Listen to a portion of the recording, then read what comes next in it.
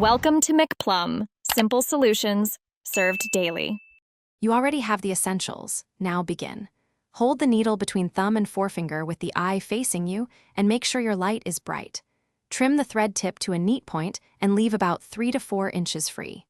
Gently push the thin wire loop of the threader through the needle eye from front to back. Keep the wire parallel to the needle to avoid bending. Once done, hold the threader steady with your other hand so the loop stays open.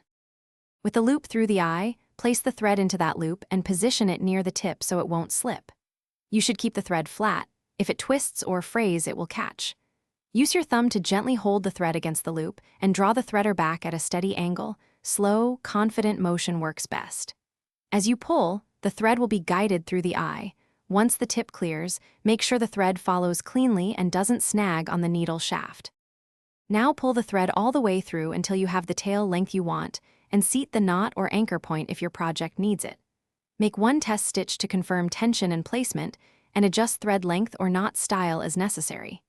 If the thread frays or the loop breaks, stop, trim a clean tip, optionally wax or slightly dampen the thread for stiffness, or fold the thread in half to double it before repeating the threader step. This resolves most. Thanks for watching. Stay juicy and subscribe.